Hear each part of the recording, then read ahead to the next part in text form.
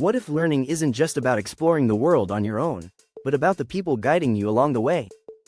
While Jean Piaget emphasized how children grow through independent exploration, Lev Vygotsky, a Russian psychologist, believed that development happens primarily through social interaction.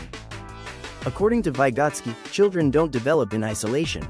They learn through culture, language, and interaction with more knowledgeable others, like parents, teachers, and peers. This forms the basis of his sociocultural theory of development, which highlights how our thinking is shaped by the world around us. One of Vygotsky's key ideas is the zone of proximal development, or ZPD. The ZPD is the gap between what a child can do on their own and what they can do with help. Learning happens most effectively in this zone, when the task is not too easy, but not too hard, and guidance is available. Think of it like this. Imagine a child learning to tie their shoes. On their own, they might fumble and get frustrated. But with a parent guiding their hands and giving verbal cues, the child can start to understand the steps. Over time, the support is reduced until the child can do it independently. This temporary support is what Vygotsky called scaffolding. Scaffolding refers to the structured help given during the learning process, which is gradually removed as the learner gains confidence. The goal is to build independence while keeping the learner in their zone of growth. Another major component of Vygotsky's theory is the importance of language in development. Vygotsky believed that language is not just a way to communicate, it's a tool for thinking. In early childhood, children often talk to themselves out loud while playing or solving problems. Vygotsky called this private speech, and he argued it plays a key role in self-regulation and cognitive development.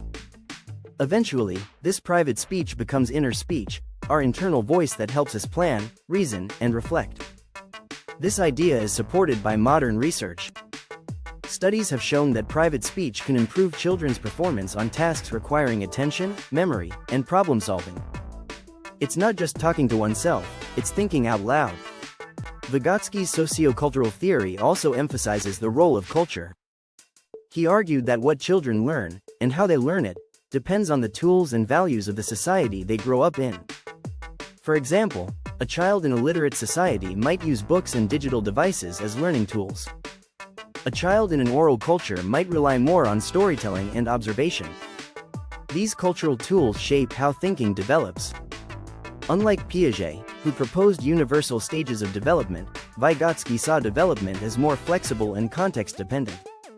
He believed that education should focus on providing meaningful interactions within the child's ZPD, not just waiting for them to reach a certain age or stage.